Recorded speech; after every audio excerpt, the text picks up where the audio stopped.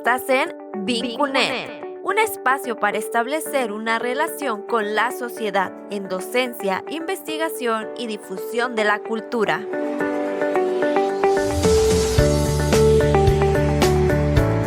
Vincunet.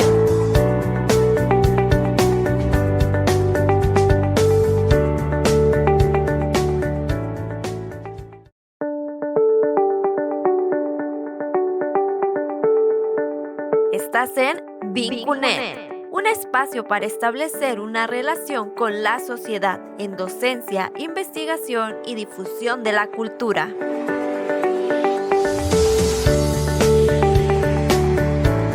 Vincunet.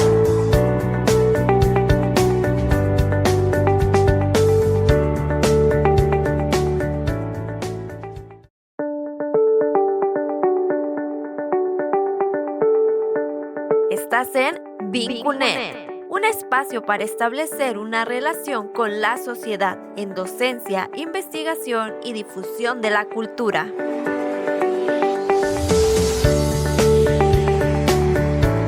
Vincunet.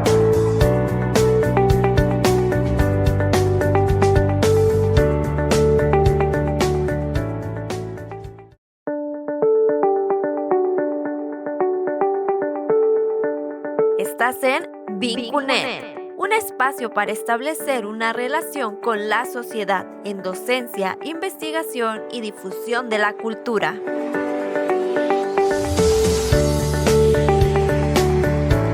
Vincunet. Hola, ¿qué tal? Muy buenas tardes. Sean bienvenidas y bienvenidos a una nueva emisión del ciclo de entrevistas miércoles de Vincunet. Mi nombre es Osvaldo Jiménez y el día de hoy nos acompaña la doctora Abril Karim Romo Piñera. Doctora, ¿qué tal? Buena tarde, bienvenida. Hola, ¿qué tal? Buenas tardes. Muchas gracias por la invitación. Por supuesto que sí, un gusto tenerle por acá, doctora. Para quien no le conozca, ella es profesora investigadora del Departamento Académico de Ciencias Marinas y Costeras, además de ser la jefa del Departamento de Investigación en la Dirección de Investigación Interdisciplinaria y Posgrado. Y el día de hoy vamos a estar platicando un tema del cual yo tenía bastante curiosidad, que es la almeja chocolate en Baja California Sur, una especie que nos da una especie de identidad. Doctora, me gustaría platicar de este tema porque es un tema que me causa curiosidad. No muchos hablan de este tema, así que qué bueno y qué gusto que podamos platicar con alguien que sabe tanto de este tema, doctora.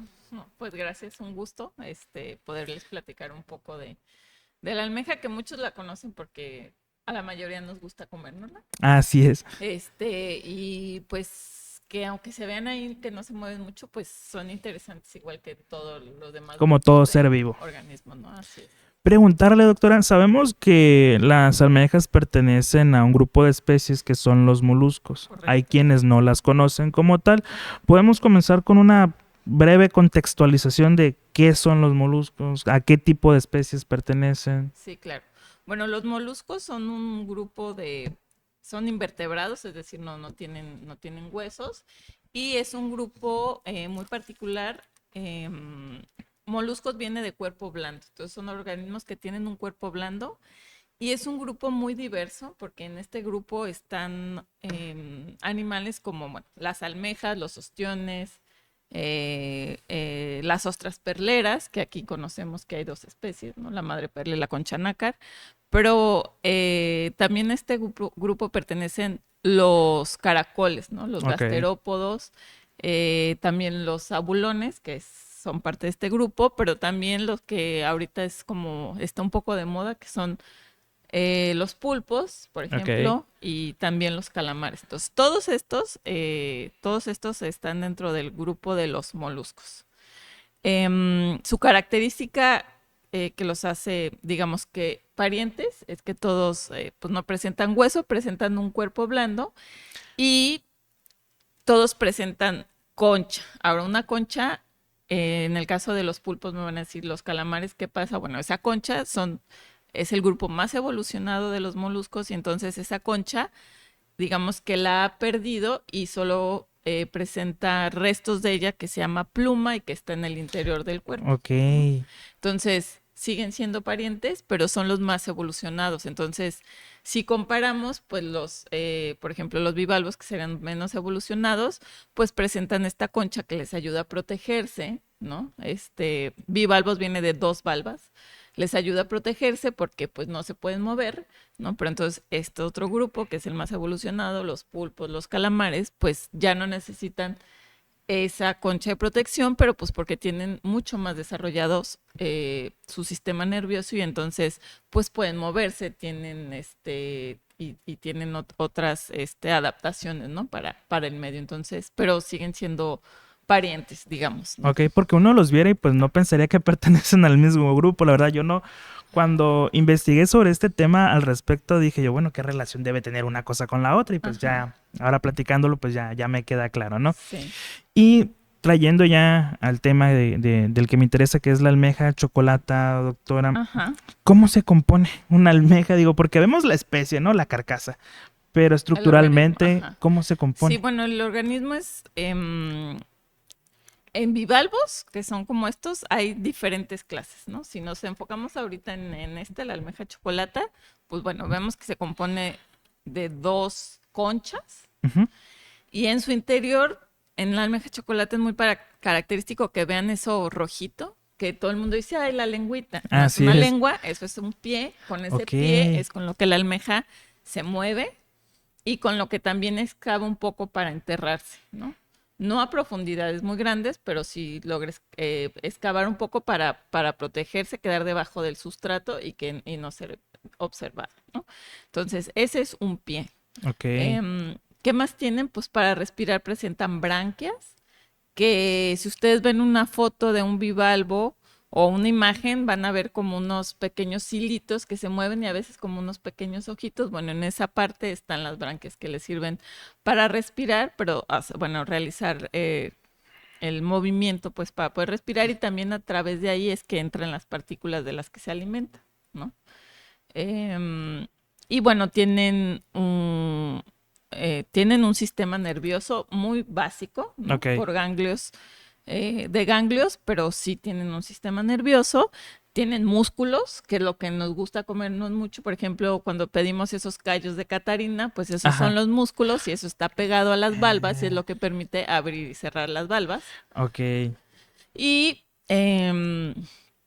pues tienen lo que es la gónada, que sería su aparato reproductor, ¿no? Que no está obviamente desarrollado, pero en esa sección pues tienen la parte, es donde se producen las células sexuales masculinas y femeninas, ¿no?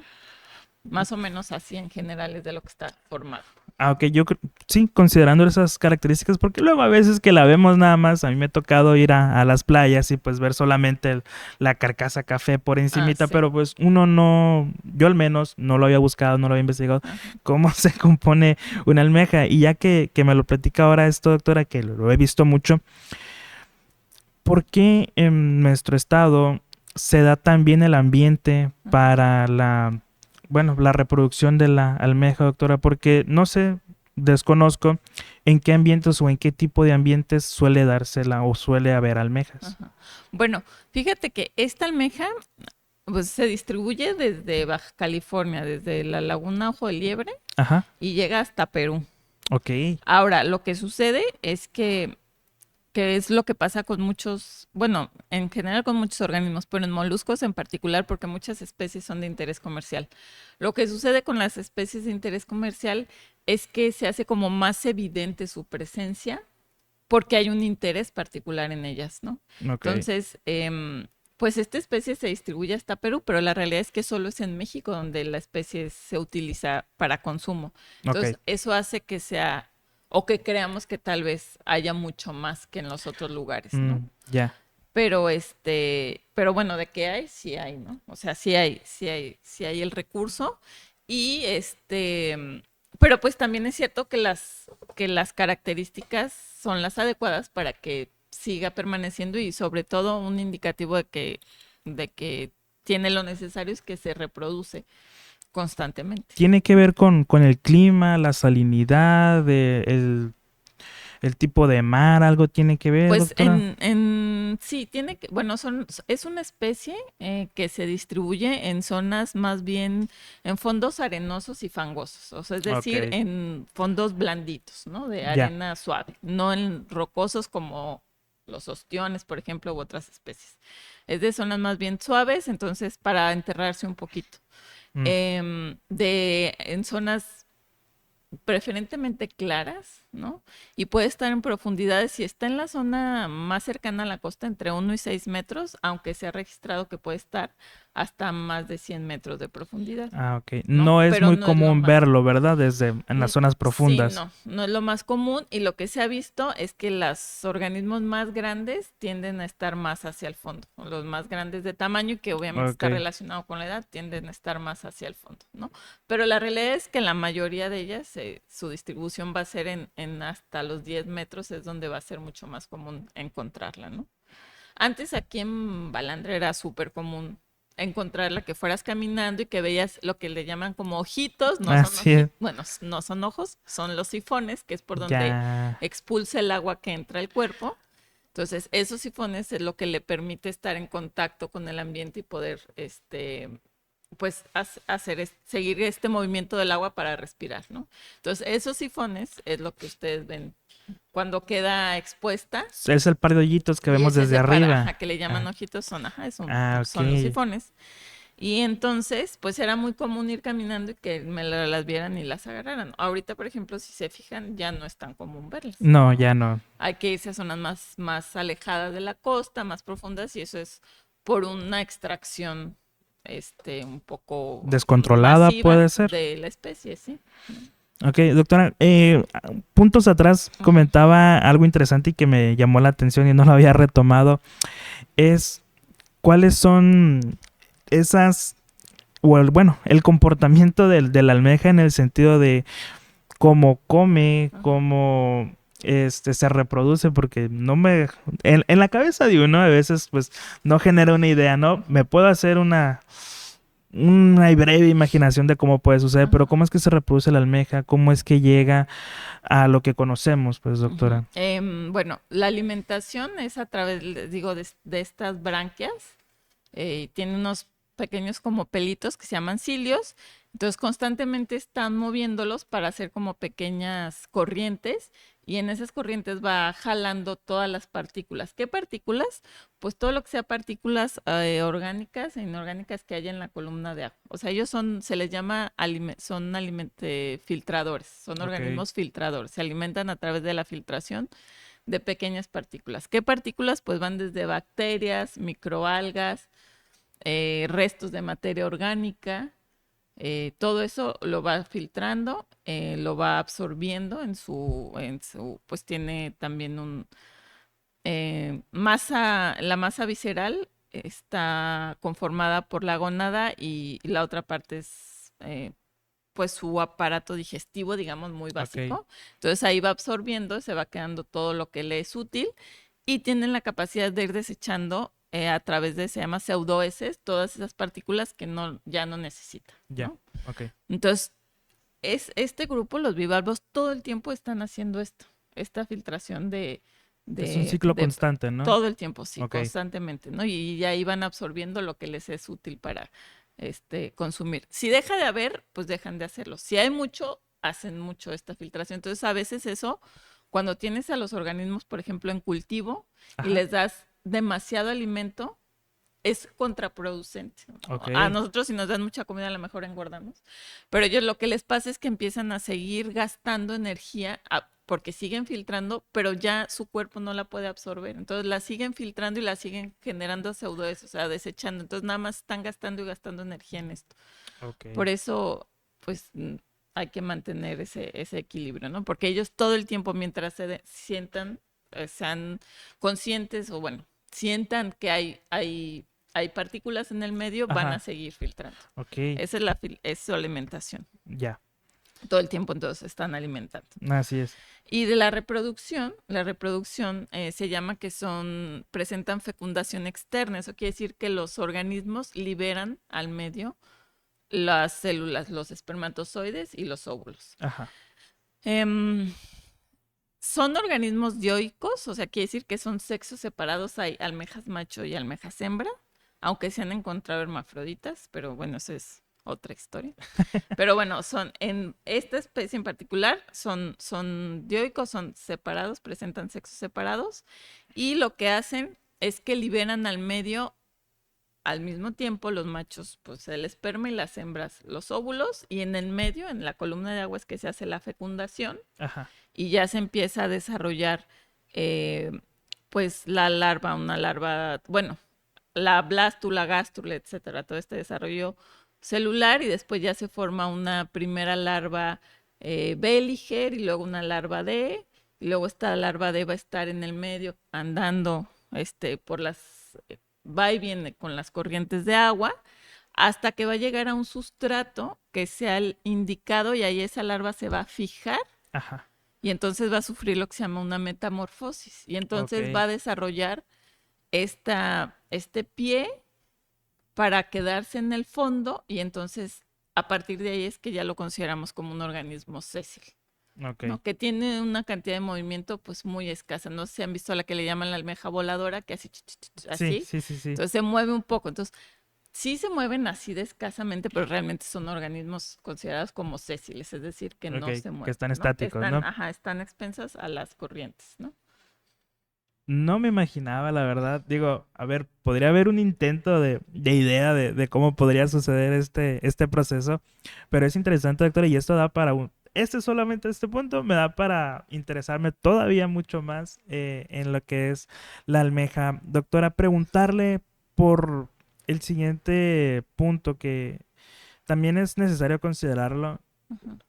Sabemos que el ser humano pues es la principal amenaza de la almeja en el ambiente natural y pues aparte de nosotros, ¿qué es considerado como una amenaza, doctora, para Ujú. las almejas? Bueno, en particular, esta especie, por ejemplo, ha sido una especie que realmente no se ha visto afectada por condiciones naturales. Ok. Es decir, a diferencia, por ejemplo, de la madre perla, que fue una especie que actualmente está protegida y que pues se sabe que hubo sí una extracción excesiva, ¿no? Cuando pues la sacaban para encontrar perlas, Ajá. pero también se cree que hubo algo ahí en el ambiente que la afectó, y pues sus poblaciones colapsaron, ¿no? O también con mano de león, por ejemplo, en la Ok. zona norte, ¿no? Se Ajá. cree que hubo algo ahí que la colapsó.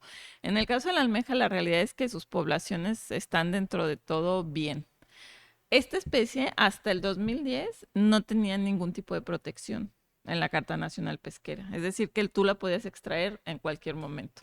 El interés tampoco era tan grande en esta especie. Se le denominaba algo así como especie comodina. Era como que en la temporada que no podemos sacar camarón, pues le entramos a la almeja chocolata. O Ok. ahorita está la almeja generosa, no la podemos extraer, está en veda, pues sacamos más chocolate. O sea, todo el año se sacaba. Ya. Todo el año se saca todavía. Pero entonces, después de 2010, a partir de los 2013 más o menos, ya empezó a haber un poco manejo de la especie, ¿no? Primero por capturas, o sea, número de permisos para extracción, y hasta hace unos 6 años, más o menos como 6 años, ya empezó a haber una protección más marcada. Por ejemplo, en Loreto ya hay una temporada de veda, de Ok. chocolata. En Bahía Magdalena, en el complejo Bahía Magdalena Almejas, también hay una temporada de veda para la especie, o sea, unos meses en los que no se puede extraer el recurso. Y esto ya también se ha extrapolado, digamos, hacia Sonora y Sinaloa. Bueno, en Bahía Altata, en Sinaloa, Ok. ¿no? Épocas así en las que de plano no se puede extraer, y eso no existía para esta especie. Entonces, eso es bueno, porque entonces lo que tiene es que en todas las poblaciones se está haciendo una extracción a su límite, pero de manera eh, controlada, ¿no? O sea, es bueno hacer este tipo de implementaciones Así para es. pues que se siga, porque cada vez se extrae más. O sea, empezó a ser sumamente importante el recurso, y no sé, cuando yo empecé a estudiar esta almeja en el 2006, pues te costaba, no sé, 4 pesos la pieza. ¿no? Cuando ibas con los pescadores, ahorita Ajá. ellos ya te la dan tal vez como en más, no sé, 15 pesos, a lo mejor exagero, pero ya ha subido. Y pues ya ahorita es bien común encontrarla.